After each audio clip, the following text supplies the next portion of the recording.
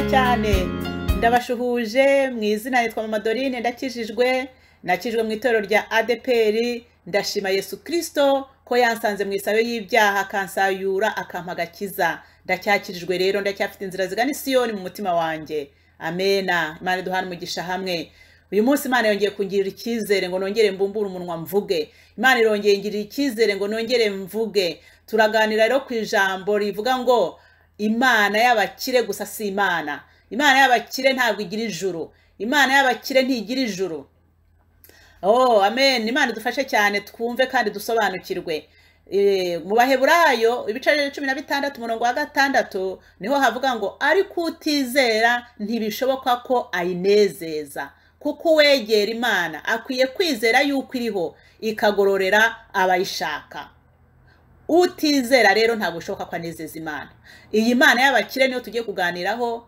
iyi Mana yo kutizera Imana nyamana ahubwo akizera amafaranga ye akizera ubutunzi bwe akizera ubushobozi bwe ibi byo tugiye kuvugaho Imana idufashe utega amatwi kandi usobanukirwe wowe ushaka kujya mu ijuru ni ijambo ryawe niba ushaka kujya mu ijuru tega amatwi neza wumva icyo Imana igushaka muri iyi minsi ya none haleluya dusenge Uwiteka Mana yacu Mana ishoboye byose Mana yaremye ijuru n'isi Mana ya Isaka na Aburahamu na Yakobo ndagushimye cyane ko ngiye kunshoboza kuvuga kandi magambo akomeye ariko ndagushima ko unshoboje kwaho ntabwo ari njyewe si njyewe ni wowe Mana wivugire ijambo ni iryawe ni wowe ukunda abantu bawe mwami Yesu Kristo waraje urabapfira urabazukira kugira ngo babone ubugingo wigishe buri wese umwe rero mwuka wawe wera atubera umwigisha mukuru urakoze Mana urakoze kuri kumwe nanjye ishimwe ni iryawe icyubahiro ni icyawe bigusenze nizeye mu izina rya Yesu Kristo umwami n'umucunguzi w'ubugingo bwacu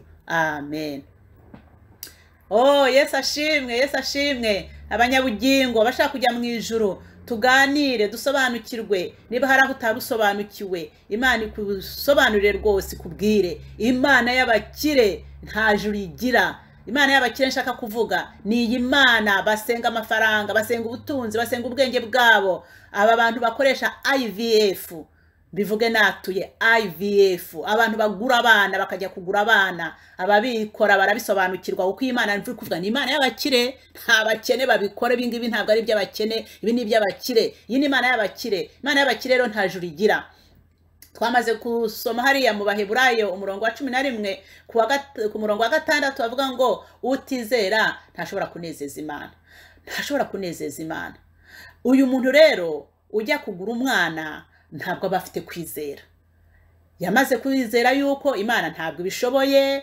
yanze kumuha umwana se ntabwo ishaka kumuha umwana se ntabwo ishoboye gukora se kubera abaganga baramubwiye ngo ntazabyara arabyumva kuko arabyemera ati abaganga bamaze kumbwira ko ntazabyara arabyemera kandi ndashaka umwana kandi ufite amafaranga icyo nshobora gukora ni ikihe ni ugusanga bari abakora abana dore bakoresha ijambo ngo gukora abana kubakora bango bararema nabo umudayimoni Lusuferi Satani uyu ni umwuka wa Satani ni umwuka wa Lusuferi ni umwuka wa gishitani yinjiye mu banyabwenge bo mu isi bashaka kumera nk'Imana kuko muri Yesaya ku murongo wa 14 Yesaya bisha 14 ku murongo wa 14 harabivuga neza Lusuferi Satani yarabyivugiye ngo nzazamuka ngende aho ibicu bigarukira nzaba nk'isumba byose uyu ni Lusuferi Satani wabivugaga nzazamuka ngende aho ibicu bigarukira nzaba nk'isumba byose uyu ni Satani ni Lusuferi niwe wavuze aya magambo ngo azamera nk'isumba byose bamaso kanguka utinye garukira aho ngaho wowe wagiye muri IVF yihane niba byaremeye bitaremeye ibyo ntabwo nshaka kumenya ko bisimbyinjiramo ariko icyo nshaka kukubwira IVF ibingibi byo gukora abana ibi byo kujya kugura abana ni umudayimoni ni umwuka wa Lusuferi ushaka kumera nk'isumba byose barishyize hejuru bashaka kumera nk'Imana bashaka kurema bamaso utinye cyane Imana ntabwo izaceceka Imana ntabwo izakomeza guceceka igihe kiraje kandi kirasohoye aba bantu Imana ibahanure abantu Imana ibahanure kandi ndakuburiye wowe tinya ugira ubwoba birababaje cyane biteye n'agahinda kubona abantu bakizwa bakavuga ngo nabo barakijijwe bakavuga ngo nabo barasenga ariko bakajya kugura abana Imana idufashe cyane hari abantu baba mu rusengero ari abarakare ari abarakare, akaba yararakariye Imana rwose, yumva Imana ari ingome, akavuga ngo Imana ngiye yanyimye umwana. Niba Imana yarakwimye umwana, ni ukuvuga ngo Imana irakwanga rero. Niba Imana ikwanga, nawe urayanzi, uyivuyeho, ugiye kwishingira ku mafaranga yawe. Ibi bintu ntibishobora gukorwa n'abakene, ni ibintu bihenda cyane. Umukene ntashobora kubikora. Wa mukene aragenda akava ku mavi agatitiriza, wa mukene aragenda akizera ati niba Imana yarangeneye kuzabona umwana, ubwo ngubwo izamumpa. Niba Imana yaragennye ko nzapfa nta mwana impaye, ubwo ngubwo niwo muhamagara Imana yampaye. Kuko nkubwire mugenzi wanjye, ushobora kuvuga ubutumwa ufite umwana, ushobora kuvuga ubutumwa udafite n'umwana. Imana ntawe uzi igihe izanaguhera umwana. Imana ishimwe, Imana ihabwa icyubahiro. Niko bimeze. Iyi Mana y'abakire gusa si Imana. Iyi Mana y'abakire gusa nta juru igira, ahubwo icyakubera cyiza wowe ushaka kujya mu ijuru ni ukumenya umuhamagaro wawe, ukawugumamo, ukizera Imana kwishoboye byose, ukizera Imana kwitarobanura ku butoni. Ntushobora kumenya igihe Imana izaguhera umwana. Imana ni itanga urubyaro, Imana ni itanga abana. Yizere, utegereze kugira neza kw'Imana. Ntabwo ushobora kubimenya. Ntushobora kumenya igihe Imana izaguhera umwana. Ntabwo ushobora no kumenya umuhamagaro wawe. Ahubwo ikidukwiriye nk'abantu b'Imana ni ukwemera kugendera mu bushake bw'Imana, ni ukwemera kuyoborwa n'Imana, ni ukwizera Imana kwidukunda. Kuko Imana iradukunda twese kimwe, ari afite abana, ari udafite abana. Imana ntirobanura ku butoni, Imana ni urukundo. Utizera rero ayo magambo ntashobora kunezeza Imana. Ni ukuvuga ngo niba utarabyaye cyangwa se nimba ubona urimo utinda kubyara ukavuga ngo Imana irakwanga, ni ukuvuga ngo Imana irobanura ku butoni, ntabwo urimo unezeza Imana, nta kwizera uba ufite. Ntiwizera ko Imana ari urukundo. Iryo jambo already ni ukuvuga ngo ntabwo uryizera ko ari ukuri. Ntabwo uryizera ko ari ukuri, kuko Imana ni urukundo kandi Imana ntirobanura ku butoni. Ariko wowe yakurobanuye ku butoni niko urimo uvuga. Imana ikugirire neza, ikubabarire. Dusoma amagambo yo muri Luka igice cya mbere umurongo wa 5 n'uwa 7. Tuhabona amagambo ya marayika ahanurira Zakariya uko azabyara Yohana. Imana itugirire neza. Ku murongo wa 5 haravuga ngo ku ngoma ya Herode umwami w'i Yudaya hariho umutambyi witwaga Zakariya, uwo mu mugabane wa Abiya, wari ufite umugore wo mu bakobwa ba Aroni witwaga Elizabeti. Bombi bari abakiranutsi imbere y'Imana, bagendera mu mategeko n'imihango ry'umwami Imana. Bose bari inyangamugayo, ariko ntibagiraga umwana kuko Elizabeti yari ingumba, kandi bombi bari bageze mu zabukuru. Bene data, nshuti z'Imana, twumve neza ya magambo. Tubonye aba bantu ko bari inyangamugayo. Shagasitari hari ahanditse ngo abakiranutsi. Bombi bari abakiranutsi. Elizabeti yari umukiranutsi, Zakariya yari umukiranutsi, ngo bari abanyangamugayo, ngo bose bagenderaga mu mateka n'amategeko y'Imana, ariko ngo nta mwana bagiraga. Elizabeti yari ingumba. Itekerezeho wowe, ese uri umukiranutsi? Ese uri inyangamugayo? Ese ugendera mu mategeko n'amateka y'Imana? Yego uri byo. Niba uri byose, ikindi kandi ni ikihe? Ukaba utagira umwana. Niba uri umukiranutsi ukaba udafite umwana, Imana ntikwanga, nshuti nziza. Ntabwo Imana ikwanga, uri inshuti y'Imana. Niba uri inshuti y'Imana rero, uwo ni wo muhamagara Imana yagushyiriyeho ngo uyikorere udafite umwana. Uyikorere udafite umwana. Noneho na wa wundi erega Imana ntirobanura ku butoni, kandi Imana ni Imana. Imana ni Imana. Hahirwa uwihangana ibimugerageza.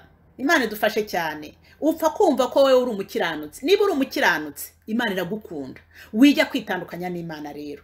Niba uri umukiranutsi, kozijya ko naba simbizi. Niba wumva wowe ku bwawe wihamiriza uti ndi umukiranutsi, saba Imana inginga mu mutima wawe, wirukana uteshe aba badayimoni, imyuka mibi iza kugutandukanya n'Imana, ikagukuramo kwizera.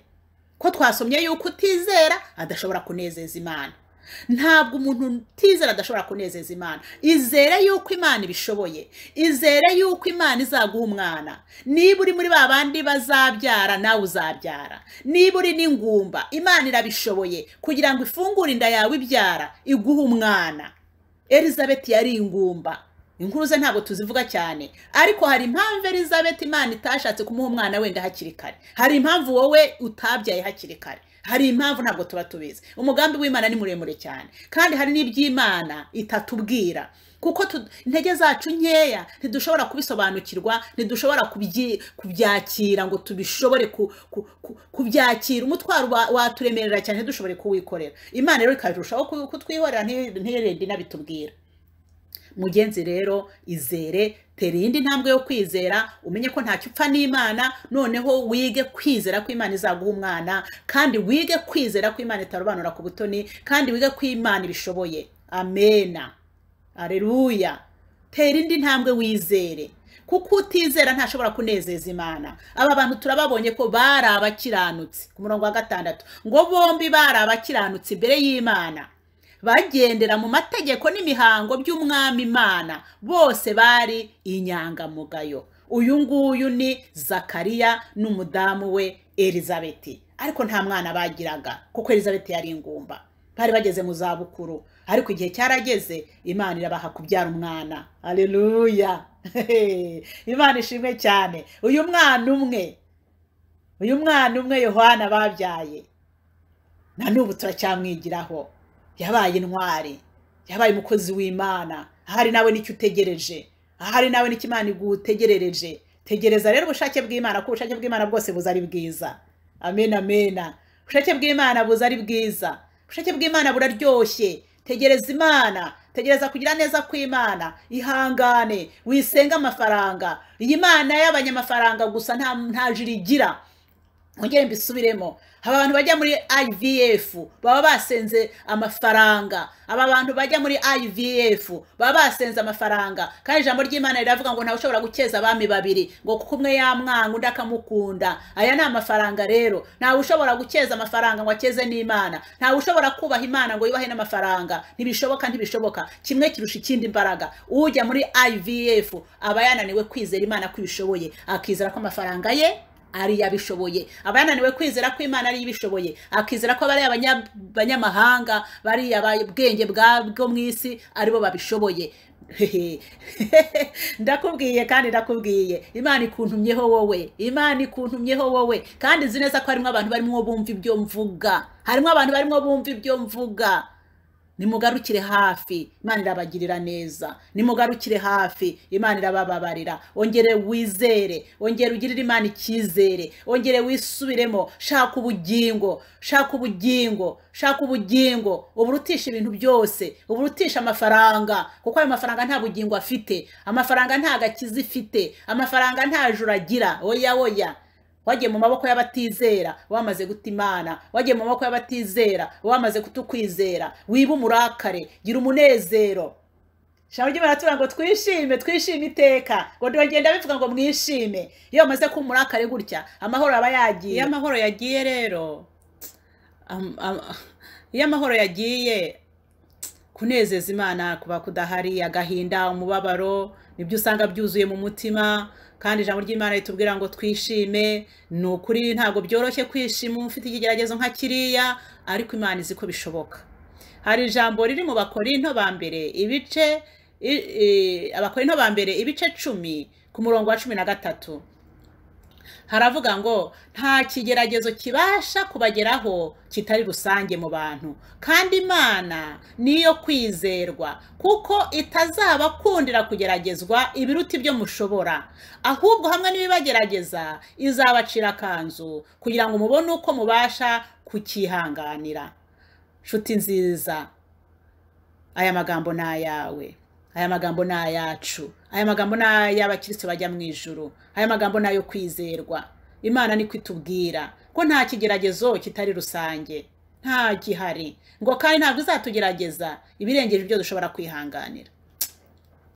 Abantu bagenda bagira ibigeragezo binyuranye, wowe ikingiki cyo kutabyara ni Imana yaguhaye. Imana yakugiriye icyizere, yabonye ko uri umunyembaraga, kuko mu bigeragezo bikomeye biremereye nacyo kirimo. Ko nge ntabwo njyangerageranya ngo ngereranye ibigeragezo. Buri muntu ikigeragezo cyose afite kiba kimuremereye ku rwego rukomeye cyane pe. Buri wese ashobora kwihanganira iki, wowe ukabona we ntiwakihanganira, undi akihanganira kiriya kandi wowe ukumva ntiwagishobora. Ariko icyo wowe ufite turi kuvugaho ni icyo kuba udafite umwana. Imana yakugiriye icyizere rero isanga yuko iki kigeragezo wowe ushoboye kukihanganira, urabishoboye. Niyo mpamvu Imana ari wowe yagihaye.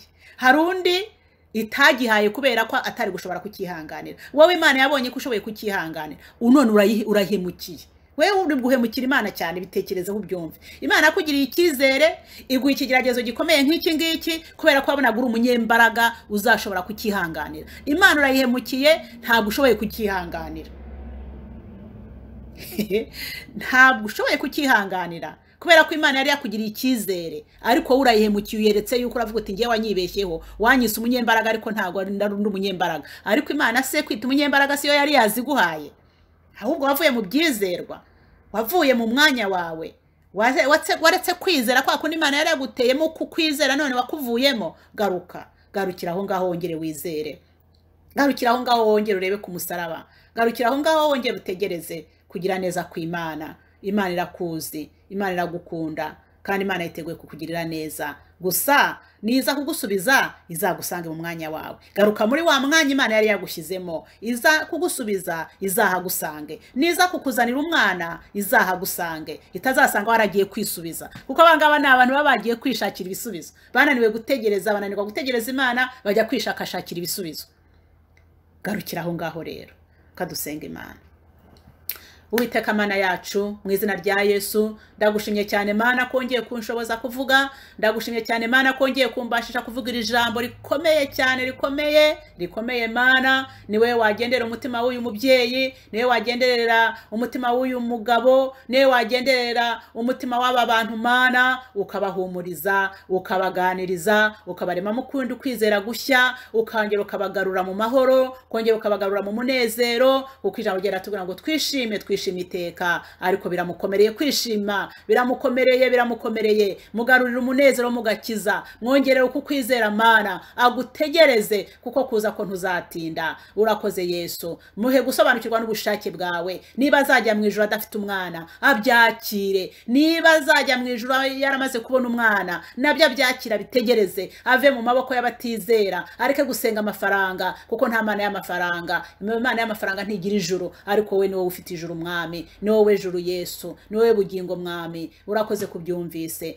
gendera buri wese umwigishe kandi umusobanurire ibyo ntashoboye kuvuga Mana, ibyo navuze simbivuge neza. Ni wowe nyiri ijambo wera, usobanurire buri wese. Urakoze kubyumvise Mana yanjye, byose mbisenze nizeye mu izina rya Yesu Kristo, umwami n'umucunguzi w'ubugingo bwacu. Amen. Uri mwiza Mana, uri mwiza, ugira neza, uri mwiza Mana, uri mwiza, ahirwa bagutegereje bihangaye, ahirwa bagutegereje bihangaye. Uri mwiza Mana, uri mwiza, ugira neza, uri mwiza Mana, uri mwiza, ahirwa bagutegereje